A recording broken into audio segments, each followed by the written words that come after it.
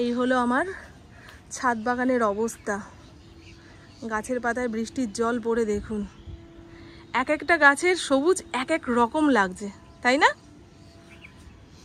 সকাল সকাল কিংবা সারা দিনে আধা ঘন্টা 1 ঘন্টা গাছেদের সঙ্গে থাকলে মন মেজাজ এমনিই ভালো হয়ে যায়।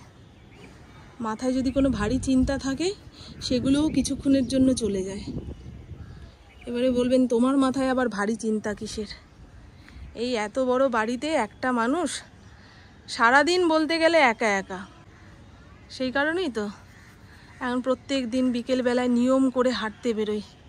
এরকম হাঁটা পথে যদি 2-1 জন সঙ্গী জুটে যায়, আমার মনের কথা বলতে পারি বা না পারি, তাদের মনের কথা শুনতে পারলেও মনে হবে না ভাই, পৃথিবীতে আমি একা দুঃখে নেই, আমার থেকেও বড় বড় দুঃখী মানুষ রয়েছে, কিংবা আমার থেকেও বড় বড় সুখী মানুষ রয়েছে। আর খারকন পাতা এর আগের দিন ইন্দ্র আনেনি জানেন বন্ধু। আজ সুজাতা বাসন মাজতে এসে বলে গেল, ও বৌদি খারকন পাতা তুলেছিলে? আমি কে দিয়ে গেছিল? বলে আমি দিয়ে গেছিলাম। তুমি নিচের ঘরে ছিলে না, এখানটায় রেখে গেছি। আমি তোমার দাদাকে জিজ্ঞাসা করলাম, এতগুলো কথা বললাম যে দাদা রাইফেল ক্লাব থেকে নিয়ে এসছে, বইয়ের গায়ে পায়ে ব্যথা এই ভেবে। বলছে না না আমি দিয়ে গেছি। তারপর ইন্দ্র বলছে যে আমি কাজের তালে থাকি, তুমি কি বলছো না বলছো হু হাতে আমি জবাব দিই। আমার কি অত খেয়াল রয়েছে যে খারকন পাতার কথা বলছো? সে যাই হোক, আজকে এইটুকু খারকন পাতা বাটবো। সুজাতাকে বললাম তোমরাও বেটে কুটে খাবে। এই বর্ষাকালে মানুষের গায়ে পায়ে ব্যথা হয়, তারপরে সর্দি কাশি জ্বর ভাব হয়, এই খারকন পাতা বাটা খেলে দেখবে রুচিও আসবে, গায়ে পায়ের ব্যথাও কমবে। বলে না বাবা, শুনেছি এই পাতা বাটা খেলে নাকি মুখ চুলকায়। আমি না গো, সুন্দর করে ছাড়িয়ে নিয়ে রান্না করবে, আমার তো ভীষণ প্রিয় ভীষণ প্রিয়। বর্ষাকালে আদারে বাদারে এই সমস্ত শাক হয়ে থাকে। চলুন মোচা ঘন্টটা বানাই। এর আগের দিন মোচা ছাড়িয়ে রেখেছি, এত বড় একখানা মোচা এনেছে। মোচা ছাড়ানোর পরে দেখি এক একটা ফুল থেকে 2-3টে করে সেই পুংকেশর বেরোচ্ছে। কি ধরনের হবে কে জানে। ইন্দ্রকে আমুড়ি খাইয়ে পাঠিয়েছি, ভাত ছিল, বলে ভাতটা ভেজে দাও না। আমি আজকে আর পারছি না গো, বললাম না সকালের দিকে কেমন মাথা ঘুরছে, হাত পা অবশ হয়ে আসছে, খিদার তাড়নায়। ঠাকুর ঘর পরিষ্কার করার পরে পাখাটাও নিয়ে এসেছি। এই পাখাটা ঠাকুর ঘরে এমনি ঘুমাচ্ছে, তার থেকে এখানে এনে রাখি। রান্নাঘরের কাজকর্ম করতে করতে যখন আমার খুব গরম লাগবে একটু চালিয়ে নেব। বর্ষাকালে দেখবেন গায়ের ঘাম শুকাতে চায় না, তো এই এত দূরের পাখা চালালে গায়ে হাওয়াও লাগে না, সে কেমন যেন চিটচিট করে গা হাত পা। চলুন আজকের দিনটা শুরু করি। মেঘ করেনি, তবে আকাশটা গুমোট হয়ে রয়েছে। বৃষ্টি হলেও হতে পারে, হোক। বর্ষাকালে বৃষ্টি হবে এটাই স্বাভাবিক। এর আগের দিন আমরা দিয়ে ডাল খাবো বলে আমরা এনেছি। আমরার ডাল খেলেও দেখি আমার গায়ে পায়ে ব্যথা হয়, জানি না কেন। আপনারা এবারে আশ্চর্য হবেন, তোমার তো সব কিছু খেলেই গায়ে পায়ে ব্যথা হয়। কি বলুন তো বন্ধু, আমাদের শরীর আমরাই ঠিক বুঝবো কি খেলে অসুবিধা আর কি খেলে সুবিধা। আপনাদের যেটা খেয়ে অসুবিধা হবে না সেটা আমার খেয়েও অসুবিধা হবে না, তার কোনো মানে নেই, তাই না? অর্ধেক আমরা গেছে শুকিয়ে পাকিয়ে পচে, সেগুলো ফেলে দেব। টকের ডাল যদি বিষের মতো টক হয় খাওয়া যাবে না। একটুখানি টক টক গন্ধ হবে, হালকা টক হবে, তবেই টক ডালের স্বাদ। অনেকে কাঁচা আম দিয়ে ডাল করলে আম ঘষে ডালের মধ্যে দেয়, আমি ভাবি কি করে খায় কে জানে। অনেকে টক খেতে ভালোবাসে না, আমাদের পুপু ইন্দ্র দুজনেই তো টক খেতে খুব ভালোবাসে, যত দেবে তত খাবে। বেগুনটা প্লাস্টিক থেকে বার করি।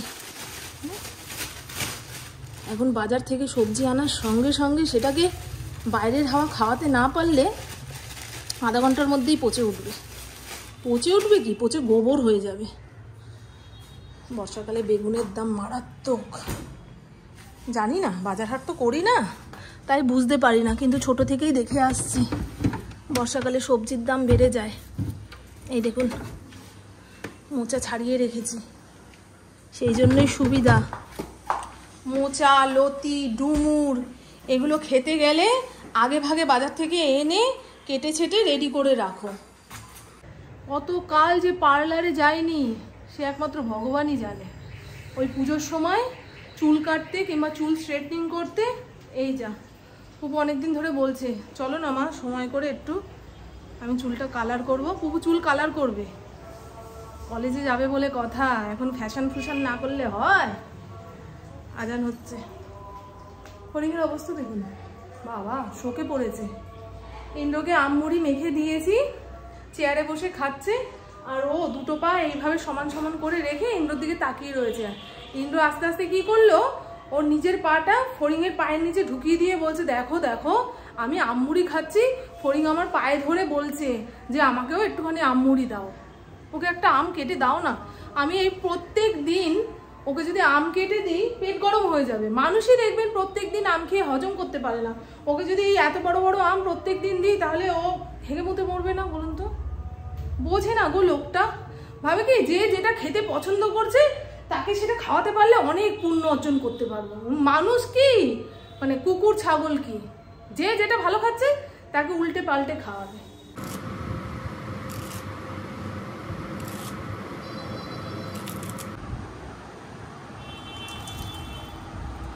বন্ধু, মোচা ঘন্ট রান্না করার জন্য লবণ হলুদ দিয়ে সেদ্ধ করে রাখা মোচাটাকে ভালো করে চটকে নিয়েছি, যাতে কষ ব্যাপারটা জলের সঙ্গে বেরিয়ে যায় আর কড়াইতে দেওয়ার সঙ্গে সঙ্গে মজে যায়। মোচা ঘন্টর মধ্যে দেব আলু, একটু বড় বড় ডুমু ডুমু করে কেটে নিয়েছি। আপনারা যদি চিংড়ি মাছ কিংবা ছোলা কিছুই না দিতে চান, ঘরে যদি নারকোল থাকে সেটাও দিতে পারেন। আমার ঘরে নারকোল আছে, তবে ইন্দ্র নারকোলের তরকারি খেতে পারে না, ওর অম্বল হয়, সেই কারণে আমিও দিচ্ছি না। ফোড়নের জন্য নিয়ে নিয়েছি গোটা শুকনো লঙ্কা, তেজপাতা, গোটা জিরে। তেলটা একটুখানি গরম হয়ে আসলে ফোড়নগুলো তেলের মধ্যে দিয়ে দিলাম। আলুটাকে লবণ হলুদ দিয়ে একটু লালচে করে ভেজে নেওয়ার পরে এখানে আদা, জিরে, কাঁচা লঙ্কা বেটে রেখেছি, লবণ হলুদ পরিমাণ মতো দিয়ে ভালো করে কষিয়ে নেব। মশলাটা আলুর সঙ্গে ভালো করে কষতে থাকুক, যতক্ষণ না তেল ছাড়ছে ততক্ষণ সেদ্ধ করে রাখা মোচাটা এর মধ্যে দিতে পারবো না। আর আমি ততক্ষণে মোচা নামানোর আগে যে ম্যাজিক মশলাটা দেব সেটা বানিয়ে ফেলি। প্রথমে দিয়ে দেবো গোটা শুকনো লঙ্কা, কয়েকটা ভাঙা তেজপাতা। শুকনো লঙ্কা ভাজতে গিয়ে যদি পুড়ে যায় না, মশলার গন্ধ নষ্ট হয়ে যাবে। এখানে রয়েছে গোটা এলাচ আর দারচিনি। বেশিক্ষণ টালা যাবে না, তাহলে এলাচের যে গন্ধটা সেটা চলে যাবে। এটা নামিয়ে রাখলাম। দিয়ে দেবো গোটা ধনিয়া। আমাদের ঘরের রান্নাবান্নায় ধনিয়া খুব একটা ব্যবহার হয় না, তবে এই ভাজা মশলার মধ্যে একটু বেশি পরিমাণেই ধনে দিতে হবে। ধনিয়াটা ভাজতে ভাজতে যখন ফুটফুট করে আওয়াজ করবে তখন দিয়ে দেবো গোটা জিরে। গোটা জিরে ধনিয়ার থেকে একটু অল্প লাগবে। আপনারা চাইলে এই মশলাটা বানিয়ে ঘরে রাখতে পারেন। এখন এই সব কটা গোটা মশলা একটু ঠান্ডা হবে, গুঁড়ো করে একটা কৌটোর মধ্যে ভরে রাখলে মোটামুটি 1-1.5 মাস তাজা থাকবে। মোচার আলু মশলা সুন্দরভাবে কষানো হয়ে গেছে। আগে থেকে চটকে রাখা মোচাটা এর মধ্যে দিয়ে পরিমাণ মতন লবণ মিষ্টি দিতে হবে। নামানোর আগে ঘি আর ওই ভাজা মশলাটা দিয়ে নামিয়ে ফেললেই হয়ে যাবে মোচা ঘন্ট। ম্যাজিক গুঁড়ো মশলা, এটাকে ফ্রিজে রাখার দরকার নেই, বাইরেই রাখবো, তবে জল যাতে না পড়ে সেটার খেয়াল রাখতে হবে। রান্নাঘর মুছে মাছে পরিষ্কার করে রাখলাম। খাওয়া দাওয়ার শেষে না আর এই সমস্ত করতে ইচ্ছা করে না। আগে জানলা কপাট দিই, তারপরে দেখাচ্ছি কোন রান্না কেমন দেখতে হয়েছে না হয়েছে। ফড়িংয়ের সবে খাওয়া হলো, ভাবুন তো, খাওয়ার বেড়ে ফড়িংকে ডেকে যাচ্ছি, ও ফড়িং আয়, ও ফড়িং আয়। ফড়িং যে ঘরে বন্দি সেটা মাথা থেকে বেরিয়েই গেছে। আজকে প্রচণ্ড ঘ্যাউ ঘ্যাউ করছিল, প্রচণ্ড। ওই বাঞ্ছার বাগানে সবাই কলা পাতা কাটতে আসছে, অচেনা মানুষের পায়ের আওয়াজ দেখলেই ঘাউ ঘাউ করে, আর সেখানে তো চোখ মুখ নাক কান সবই দেখছে, ও তো লাফাবেই। একটু আগে এক ফসলা বৃষ্টি হলো 2-3 মিনিটের জন্য, মাটিও ভালো করে ভিজলো না, আবার হওয়ার চান্স রয়েছে। তবে আমি বিকেলে যখন হাঁটতে যাব তখন যেন না হয়। পেটের মধ্যে চো লেগে গেছে।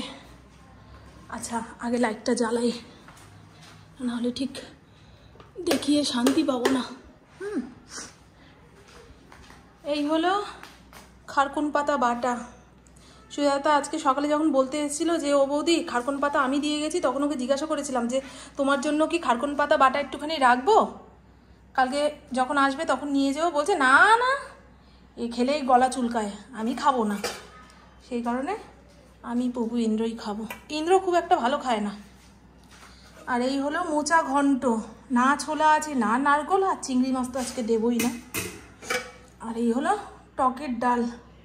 আমরা নিচে থিতিয়ে গেছে, প্রভুকে জিজ্ঞাসা করি খাবে কি না। এই আচার তো আমিও একটুখানি নিলে ভালো হতো রে। খারকুন পাতা খেয়ে যদি গলা ধরে তখন আমি কোথায় দৌড়াদৌড়ি করবো। একটু আচার হাতের সামনে থাকলে চট করে জিভে ঠেকিয়ে দেবো, ব্যাস। দে দে দে দে। তুমি কি সত্যি গেমে গেছো নাকি? আমি কেমন করে জানো একটু। ঠাকুর ভালো থেকো, সবাইকে ভালো রেখো। Good evening. সবে সন্ধ্যা পুজো শেষ হলো, এখন ঘড়ির কাঁটা 6:46 ঘরে। পুপু 5টার সময় ওর বন্ধুদের সঙ্গে ঘুরতে বেরিয়েছে, ফিরতে 7টা 7:30 বেজে যাবে। ইন্দ্র সাব ডিভিশনের জন্য বেরোলে আমিও রেডি হয়ে হাঁটতে বেরোই। বাইরে নেমেছে ইলশে গুড়ি। আজকে ছাতা নিয়ে বেরোতে হবে মনে হয়। ছাতার বাটগুলো না ভেঙে গেছে জানেন। এখন ছাতা কোথায় সেটা আগে খুঁজে রাখি, নাহলে বেরোনোর টাইমে খুঁজে না পেলে বিরক্ত হব। আমাদের ঘরে 2খানা ছাতা, বাট ভেঙে বসে রয়েছে। আমি আর ইন্দ্র বিকেলবেলায় 1 কাপ করে রচা খেয়েছি, ছাদে বসে এতক্ষণ গল্প করেছি। এখন উনি ওনার কর্মে, আমিও হাঁটতে বেরোলাম। টাটা, তাড়াতাড়ি চলে আসবা। ও মা, তুমি বাড়িতে একা থাকবে? তোমাকে পাহারা দেওয়ার জন্যই তো আনা হয়েছে। এখন দেখি তোমাকে পাহারা দেওয়ার জন্য আমাদের কাউকে না কাউকে থাকতে হয়। এই তো আমি 1 ঘন্টা হেঁটে চলে আসবো, ততক্ষণে দিদিও চলে আসবে। দেখতে দেখতে ঘড়ির কাঁটা 7:30 ঘরে। যত ভাবি 7টার আগে হাঁটতে বেরিয়ে যাব, 8টার আগে বাড়িতে চলে আসবো। ইন্দ্র না বেরোলে আমি আর ঘর থেকে বেরোতে পারি না। আর দেখুন না, আমাদের এই বাড়ির চাবি আমার কাছে একটা থাকে, ইন্দ্রর কাছে একটা থাকে। পুপু যখন কখনো বলছে তো, পুপু যখন রাস্তাঘাটে বেরোয় আমার খালি চিন্তা হয় যে আমি যে চাবিটা নিয়ে বেরিয়ে যাব, মেয়েটা হঠাৎ করে বাড়িতে আসলে গেট খোলা পাবে না, কোথায় দাঁড়াবে, কি করবে। আর ইন্দ্র তো ইন্দ্রর চাবিটা নিয়েই চলে যায়, তাকে ফোন করলেও সে চট করে আসতে পারবে না। তবে পুপু আমাকে একটা সমাধান দিয়ে গেছে যে বাড়ির চাবি যেন আমি অফিসে দিয়ে যাই, বাড়িতে চলে আসলে অফিস থেকে চাবি নিয়ে নেবে। আর ইলশেগুলি বন্ধ হয়ে গেছে, এখন হাতে করে ছাতা নিয়ে ঘুরে লাভ নেই। যতটা হাত খালি থাকে হাঁটতে তত সুবিধা। এই কারণে আমি বাজারের মধ্যে দিয়ে আসলেও কিছু কিনে আনি না, জানি অতটা রাস্তা আমাকে হাতে বয়ে নিয়ে আসতে হবে। আমার পায়ে জুতো রয়েছে, এটা আর খুলতে পারবো না। এই প্রেম কুমার, বলছি চাবিটা রেখে গেলাম, হ্যাঁ আমার মেয়ে আসবে নিয়ে যাবে। হ্যাঁ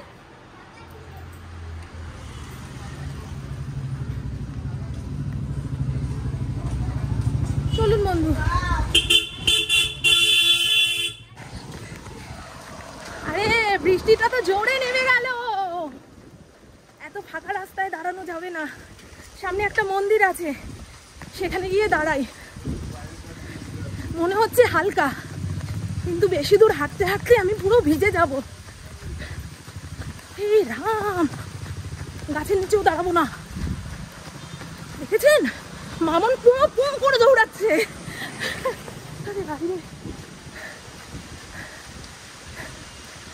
এই বাবু ভিজিস না, একটারে বলতেছি।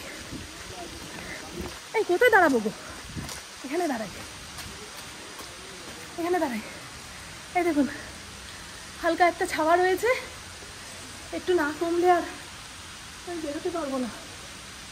হ্যাঁ হাতের ছাতা, কোন দিকে দাঁড়াবো? হ্যাঁ ওখানে যাবো, চলুন। ওই মিলের যে গার্ড সে বলছে এখানে দাঁড়িও না, ওখানে একটা ছাউনি আছে, লোকজন অনেক, ওখানে গিয়ে দাঁড়াও। ভালো কথাই বলেছে, মেয়ে মানুষের বিপদ চতুর্দিকে, কোথায় দাঁড়াই? এখানে দাঁড়াই।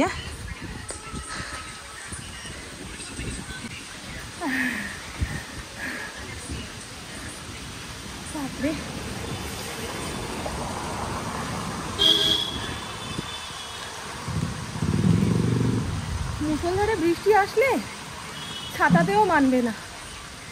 আর এরকম লম্বা ধরনের ছাতা তো, এতটা রাস্তা হাতে নিয়ে হাঁটা খুব মুশকিল। ওই 3 ফোল্ডের ছাতা যেগুলো ভাঁজ করলে এইটুকু হয়ে যায়, সেগুলো একটা কিনবো। তোমাকে বলছিলাম অ্যামাজনে অর্ডার দিই, বোঝে না। আমাদের শ্রীরামপুর মার্কেটে যে ছাতা ব্যাগের দোকান আছে, সেখান থেকে দেখে ছুঁয়ে কিনে নিয়ে আসবো। আরে একটুখানি দৌড়ে আসলাম তো, বুকের ভিতরটা ধরাস ধরাস ধরাস ধরাস করছে। প্রত্যেক দিন এইভাবে দৌড়াতে পারলে তবে গিয়ে শরীরের মেদ ঝরবে। ওই পদযাত্রায় হাঁটতে বেরিয়েছি, টুকুর টুকুর টুকুর টুকুর, এই তো কমে গেল। আবার মানুষজন ছাতা বন্ধ করে হাঁটতে শুরু করেছে। আমিও হাঁটা শুরু করি। একটা জায়গায় এতক্ষণ দাঁড়িয়ে থাকলে হবে না, বেকার সময় নষ্ট। বাড়ি থেকে বেরিয়ে কতক্ষণে আবার বাড়িতে ফিরবো, সেই তারা থাকে। সংসারী মানুষ যে চুলায় যাক না কেন, সংসার তার কাঁধে থাকবেই, বুঝলেন বন্ধু? সন্ন্যাসী হতে গেলে তপবনে যেতে হবে। আর এই তো বন্ধু, এই ঝিরঝিরে বৃষ্টি মাথায় নিয়েও আমি 3967 পা হেঁটেছি। আজকের মোচা তরকারিটা যে কি স্বাদ হয়েছে! ইন্দ্র দুপুরে খেয়ে দিয়ে বলছে অনেক দিন পরে এত সুন্দর খাওয়া খেলাম। সত্যি আমাদের ঘরে মোচা অনেক দিন পরে হলো। কেউ আগের দিন কমেন্ট করেছিলেন যে শনিবারে মোচা ঘরে রাখতে নেই, ওই সমস্ত বাজে কথা। আমার মা গল্প করে যে যখন তারা বাংলাদেশে ছিল তখন শুনেছে কিংবা দেখেছে যে যেসব মায়েরা তাদের কোলের সন্তান, একদম ছোট্ট সন্তান রেখে অপঘাতে মারা যাচ্ছে কিংবা এমনি মারা যাচ্ছে, সেই সমস্ত মৃত মায়ের কোলের সামনে একখানা বাচ্চার সমান মোচা গুজে দেওয়া হতো, যাতে জীবিত বাচ্চার উপরে তাদের কোনো কি বলে দৃষ্টি না থাকে কিংবা মরে যাওয়ার পরে তারা কষ্ট না পায়, বুঝলেন? সেই জন্য দেওয়া হতো। আর এখন তো দেখি শনি মঙ্গলবারে মারা গেলেও সে ছেলে হোক মেয়ে হোক ছোট হোক বড় হোক সবার কোলে কিংবা গায়ের সামনে একখানা মোচা দেওয়া হয়। আবার এখন নতুন নিয়ম হয়েছে শনি মঙ্গলবারে বাড়িতে মোচা আনতে নেই। আমরা কোনো কালে এই সমস্ত শুনে আসিনি, বুঝলেন তো? মানুষ এইটুকু নিয়ম বানায়, সেটা মানতে মানতে মানতে তার সঙ্গে কিছু যোগ করতে করতে সেটা এমন আকার ধারণ করে না, ব্যাস জিনিসটা খাওয়া বন্ধ, ছোঁয়া বন্ধ, ধরা বন্ধ, এইরকমই চলে যায়। প্রশ্ন করতে হবে। আমাদের পূর্বপুরুষ মেনে এসছে বলে আমরা আর প্রশ্ন করি না, আমরাও মানতে শুরু করি। তখনকার দিনের মানুষরা তো এত পড়াশোনা জানতো না, তাই না বুঝেই অনেক নিয়ম মেনেছে। কিন্তু আমরা এখনকার মানুষ, একটু হলেও পেটে বিদ্যা আছে, ছেলে মেয়েরা পড়াশোনা শিখছে। এখন যদি আমরা বিনা প্রশ্নে সব কটা নিয়ম মানতেই থাকি তাহলে তো আর সংস্কার থাকে না, কুসংস্কারের আকার ধারণ করে। ওই যে এতক্ষণ মা যে বক্তৃতা ঝাড়ছে, ছেলে এসে দেখার সময় পেল না। দেখো মা, তোমার মা কত পরিশ্রম করেছে, এটা শুধু বৃষ্টির জল না, ঘামের জলও রয়েছে। আর দেখুন হাতার সেলাই খুলে দিয়ে কতটা ঢিলঢিলা বানিয়ে ফেলেছি, ভালো হয়েছে। নাহলে ঘেমে নিয়ে আসার পরে গা থেকে জামা টেনে খোলা যায় না, অনেক কেটে খুলতে হবে, চুপকে বসে থাকে। তো চলুন বন্ধু, টাটা, আর ভালো লাগছে না। এবারে স্নান টান করে নিয়ে পা টান করে বসবো। আর আমার ঘাড়ের এখানটা একটা সনসনে ব্যথা শুরু হয়েছে, বাদ দিন।